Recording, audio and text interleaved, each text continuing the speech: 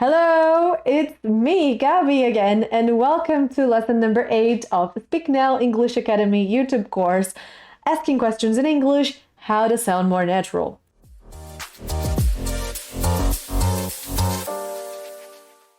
In order to sound more natural in English, you need to know that there are different ways to ask questions. In the previous lesson, lesson number 7, you learned how to transform statements into questions. And you learned that statements can be either negative or affirmative sentences.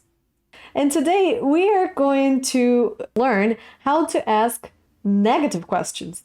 Have you ever learned about it? Have you ever studied how to create negative questions? Let's observe that we have a list here of 8 negative statements and their respective negative question forms. So let's go ahead and read all of those examples with their respective negative question forms. Okay, you can repeat after me. Number 1, she isn't obsessed with puppies. Can you repeat that? And what is the negative question form of that? So you see, there's the verb to be here. It's in the negative form, but it is the verb to be. And all you have to do is to switch it.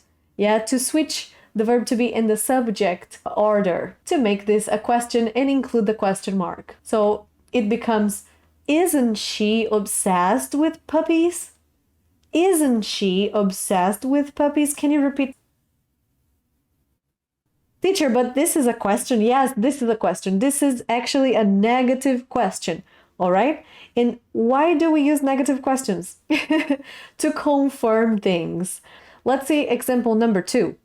Repeat after me. They aren't the only people in the room. Your turn. Again, what happens is that we invert the order of the subject and the verb to be to ask this question. Check the intonation as well. Try to imitate me and mimic my intonation. Listen, aren't they the only people in the room? Your turn. Excellent. You see, the questions in English, they have this rising and falling and rising again intonation. It's almost like the Speak Now's logo. Okay, so in example number 3, you see the verb prefer in a base form. And this is why we need to make the negative with another auxiliary verb, which is not the verb to be. It's does. Yeah, and it's in the negative, doesn't. Can you repeat after me? He doesn't prefer books to films. No. Excellent, very good.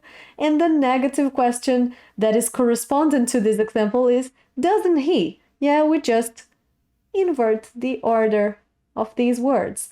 Doesn't he prefer books to films? Amazing, amazing. Let's go to the next example, number 4. You don't stay at the beach every weekend. Very good.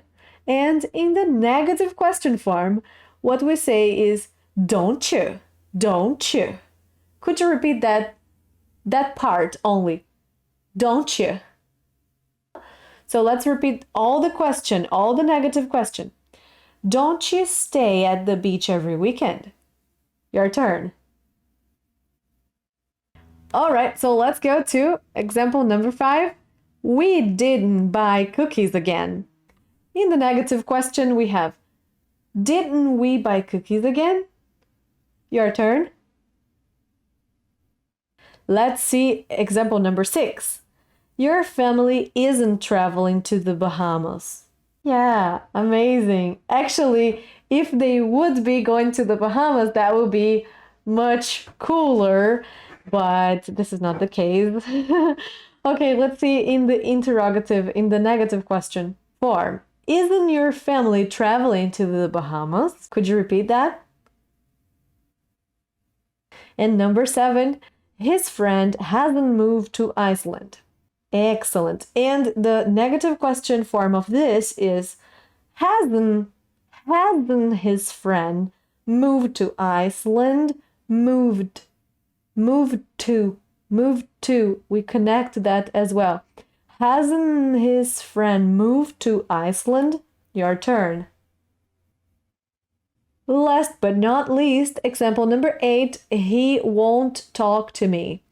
Okay, and in the question, in the negative question form, we make it, won't he talk to me? Won't he talk to me? Repeat it twice. One more time. Very good. So you see, guys, basically, it's easier to make negative statements into negative questions. What we did in the previous lesson was to make affirmative statements into questions, and this could be a little trickier because in the affirmative form of simple present sentences, there are no auxiliaries. But in the case of negative statements, you always need auxiliaries to make negative statements, remember? So it's just as simple as you can see. We are just switching the order of the auxiliary and the subject, just like we learned from the beginning of this course.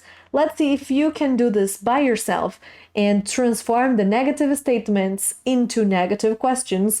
Here are some examples, and you can pause the video right now and try to transform all of these negative statements into negative questions, all right? You can do that speaking first and then register your answers, register the negative questions on a piece of paper or somewhere on your notes. I don't know, but take notes on how you transform the statements, the negative statements, into negative questions, please.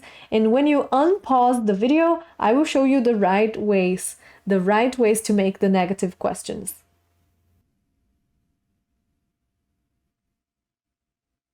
Amazing. How was it?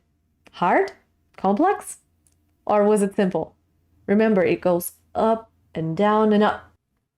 For example, isn't your neighbor a famous actor? Isn't your neighbor a famous actor?